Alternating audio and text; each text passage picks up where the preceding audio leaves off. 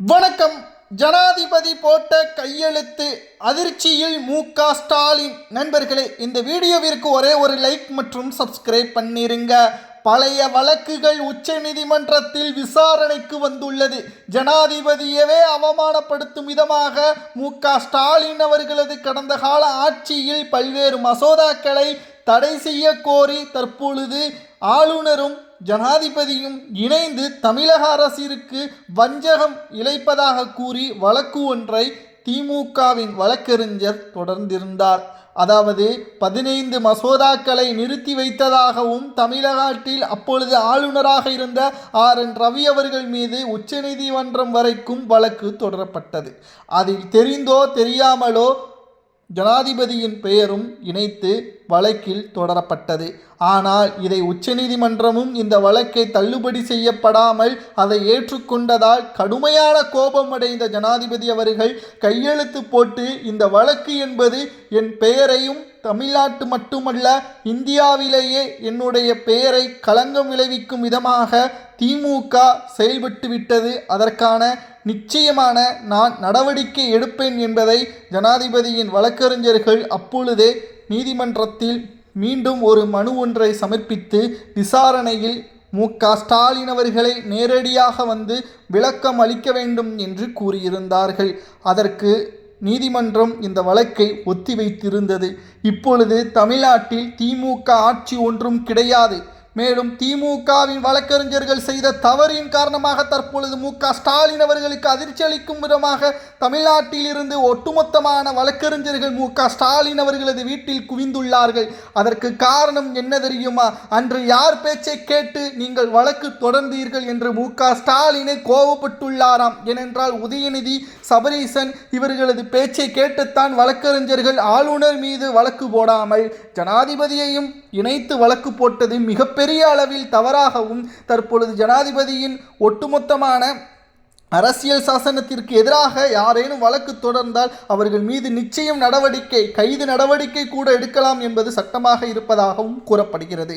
அதில் ஸ்டாலின் அவர்கள் தவறு செய்துவிட்டார், அவர் பொது மன்னிப்பு கேட்க வேண்டும், இல்லை என்றால் நீதிமன்றத்தில் வந்து நேரடியாக தனது தவறை ஒப்புக்கொண்டு இந்த வழக்கில் இருந்து என்னை விடுவீங்கள் என்று கூற வேண்டும் என்று தகவல்கள் தற்பொழுது வழக்கு ஒத்திவைக்கப்பட்ட வழக்கு இன்று விசாரணைக்கு வரவுள்ளதாகவும் தகவல்கள் கிடைக்கப்பெற்றுள்ளது.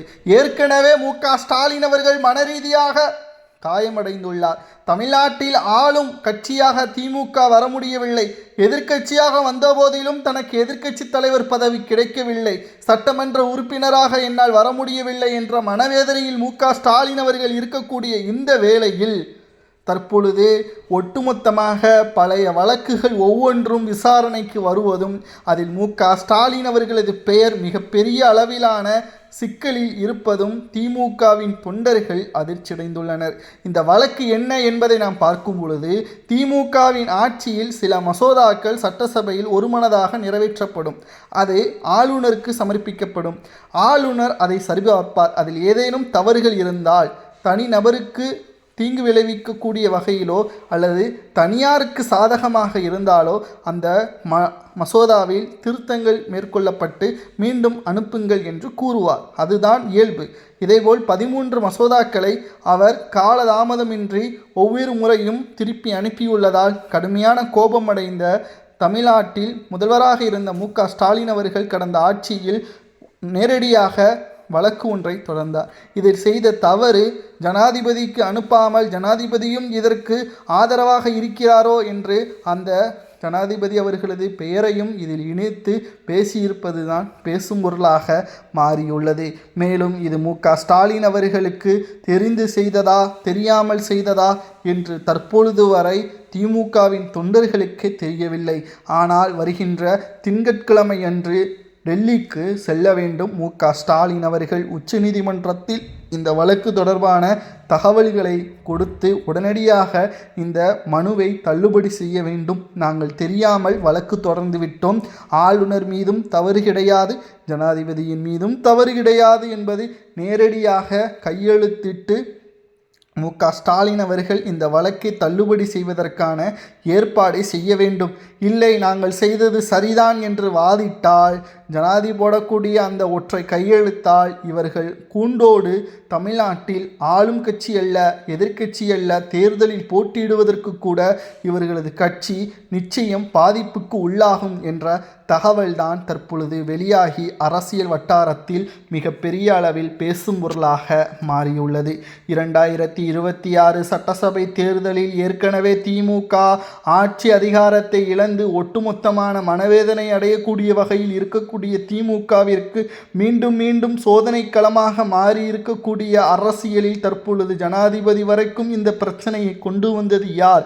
அப்பொழுது மக்கள் கூறுவது போல நான் பொம்மையாகத்தான் செயல்பட்டேனோ என்ற அச்சமும் ஸ்டாலின் அவர்களுக்கு தற்பொழுது வந்துள்ளது. ஏனென்றால் ஸ்டாலின் அவர்கள் ஆட்சி காலத்தின் போது யாரையெல்லாம் நம்பினார்களோ அவர்கள் எல்லோரும் ஸ்டாலினுக்கு துரோகம்தான் செய்துள்ளார்கள்.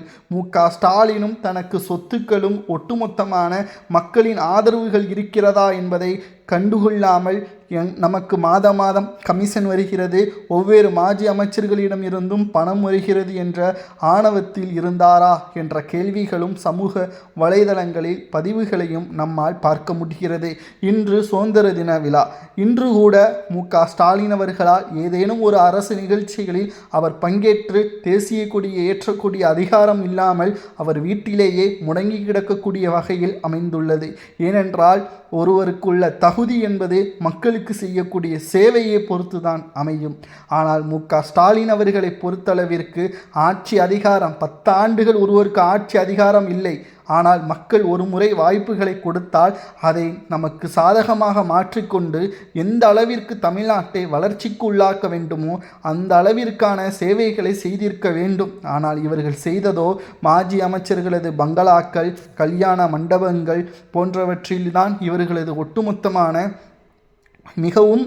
ஒட்டுமொத்தமான சொத்துக்களை பெருக்குவதற்கும் இவர்களது ஆட்சி அதிகாரங்கள் இருந்தது. ஆனால் மக்கள் மத்தியில் தற்பொழுது மிகப்பெரிய அளவிலான ஒரு சூழலை தற்பொழுது திராவிட முன்னேற்ற கழகத்திற்கு மிகப்பெரிய அளவிலான ஒரு தோல்வியையும் தற்பொழுது மாறியுள்ளது. அது மட்டுமல்ல, திராவிட முன்னேற்ற கழகம் தற்பொழுது எதிர்க்கட்சியாக இருக்கக்கூடிய ஸ்டாலின் அவர்களது மகன் உதயநிதி அவர்கள் சட்டப்பேரவையிலும் கூட சரியான கேள்விகளை ஆளும் கட்சிக்கு எதிராக முன்வைக்காமல் அவர் அங்கு உறங்கிக் கொண்டிருப்பதும் திமுக எதிர்வரக்கூடிய தேர்தலில் நிச்சயம் எதிர்க்கட்சி அந்தஸ்தை இழக்கும் என்றும் கூறப்படுகிறது. ஏற்கனவே மனவேதனையில் இருக்கக்கூடிய ஸ்டாலின் அவர்கள் வருகின்ற திங்கட்கிழமை என்று ஜனாதிபதியின் வழக்கில் நேரடியாக இவர் தலையிட்டு அந்த மனுவை வாபஸ் பெற வேண்டும். இல்லை என்றால் நிச்சயம் அதற்கான தண்டனை என்பது மிகப்பெரிய அளவில் பேசும் பொருளாக மாறும் என்றும் சமூக வலைதளங்களில் கூறப்படுகிறது. இதை பற்றி உங்களது கருத்துக்களை கூறுங்கள். நன்றி, வணக்கம்.